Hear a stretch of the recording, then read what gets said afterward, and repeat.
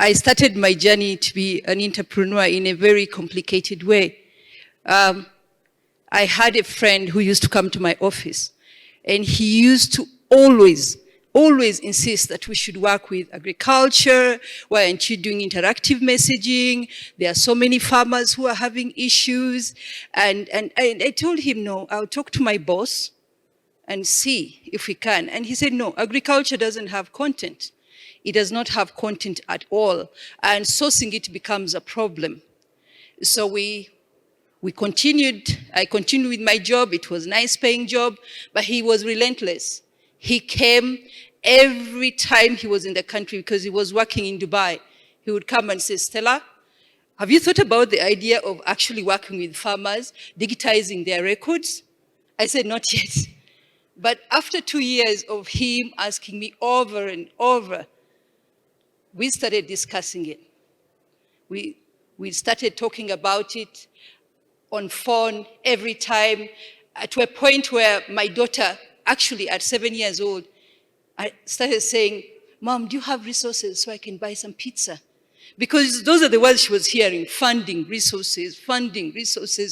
We are going for a conference, proposal, this and that. She participated, and to an extent now she's 16. She's actually doing digital technology in their school. They give them, she has a very good curriculum where they allow them to do skill learning. So she's doing computer science and technology something, but she wants to run my company.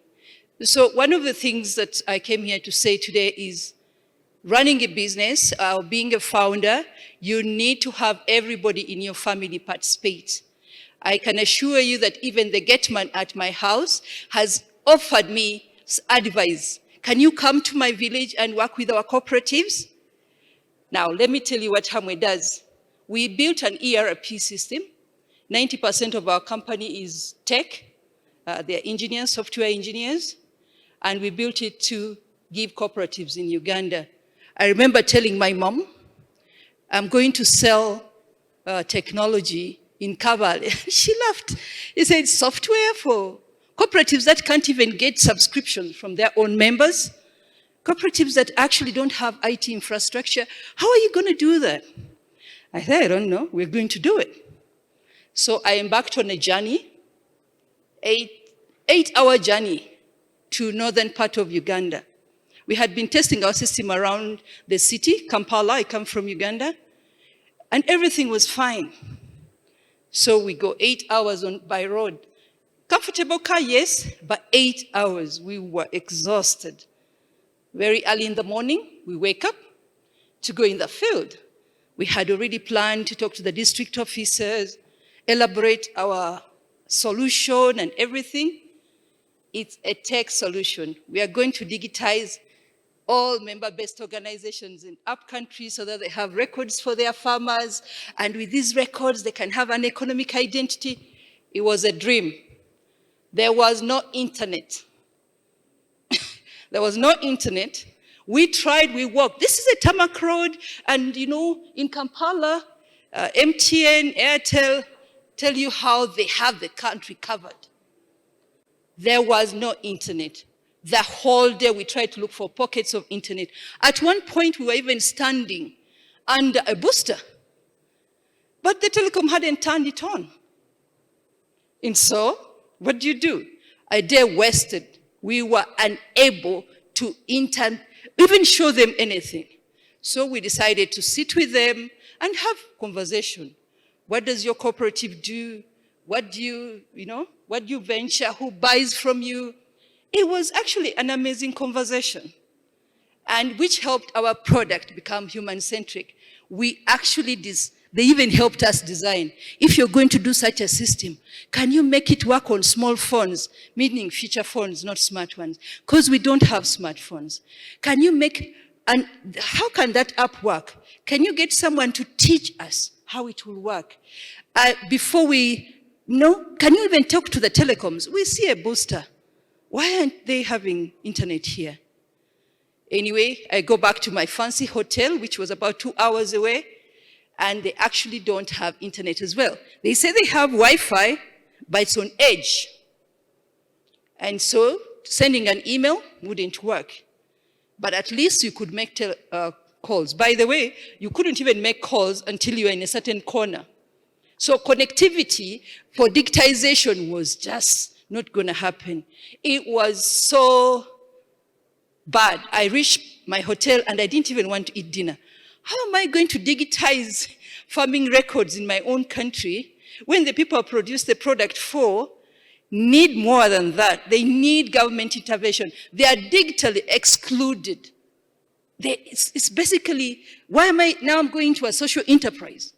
Because I need to involve the government. I need to involve the telecoms. How am I going to start talking? But in the morning, we decided, let's go back, because this is not going to be helpful. After 3 days, we decided to drive back to Kampala. And I brought my issue. I had, at that time, 6 staff members, engineers, and I gave them my problems. I listed, actually called for a serious meeting. I even said I'll buy lunch.